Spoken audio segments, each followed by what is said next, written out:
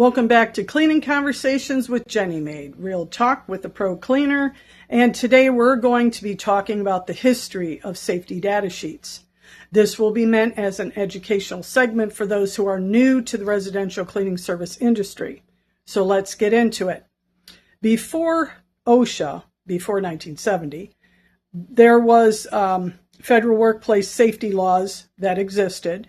Chemical manufacturers were not required to provide standardized hazard information, and workers often use chemicals with little or no knowledge of the toxic ingredients, fire hazards, long-term health effects, protective equipment requirements, and emergency procedures.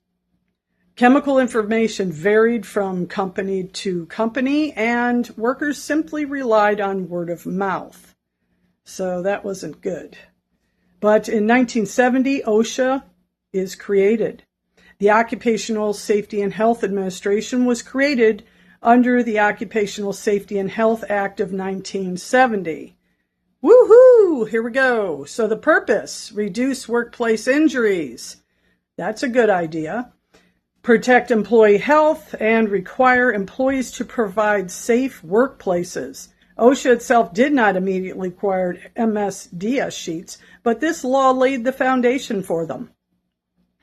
So at least they're doing that to keep you safe at work. And this was for manufacturing, only at the time. 1983, Hazard Communication Standard, HAZCOM. OSHA issued 29 CFR 1910.1200 Hazard Communication Standard. This became known as the Right to Know law.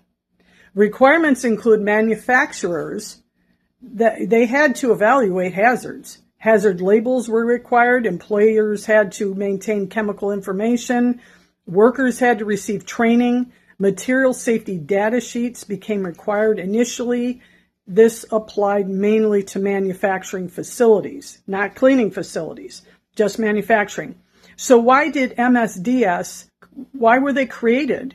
Well, MSDS sheets were created because workers often had no idea what chemicals they were handling, the health risks involved, the PPE was needed, what to do if exposure occurred, how chemicals should be stored so you don't have an explosion or a fire. Examples, a cleaner mixing chemicals might unknowingly create dangerous fumes. A worker exposed to a chemical splash might not know emergency procedures. MSDS sheets gave workers immediate hazard information. So that was good for us. So OSHA in 1987 expanded to almost all industries, including cleaning. OSHA expanded hazard communication requirements beyond manufacturing. This now included house cleaning, thank God, companies. The hospitals, the restaurants, the hotels, where people gather and we actually get into the cleaning thing. Commercial cleaning, offices, most workplaces with hazardous chemicals. This greatly expanded who needed MSDS sheets, which now we have the problems with MSDS. Okay, the old MSDS system had a major problem. However, there was no standardized format. One manufacturer might use 5 sections of an MSDS sheet and another 8 sections and another 12. So that was inconsistent information, and information appeared different in different locations on every sheet. So emergency responders and workers often wasted time searching for the information. So we have to find a way to condense this. So in 2003, global harmonization begins. The United Nations developed GHS, Globally Harmonized System of Classification and Labeling of Chemicals. Okay. The goal created one international language for chemical hazards. The reasons? Well, to improve worker safety for one, reduce confusion about how to handle an emergency, make international trade easier, standardize labels and safety documents. Now in 2012, OSHA adopts GHS. OSHA Revised Hazard Communication Standard 1910.1200 This was called HAZCOM 2012. Good idea. Major change, MSDS officially started becoming safety data sheets. Why remove material? Because material was unnecessary now, because we're dealing with more than manufacturing and everything else. So global standards used safety data sheet, standardized across countries, was needed and done. More importantly, OSHA required a fixed 16-section format so every SDS would look the same. Good. Safety. That sounds safe to me. June 1st, 2015, major transition deadline. Manufacturers were required to convert MSDS into SDS format. Workers had to be trained on new labels, new pictograms, signal words.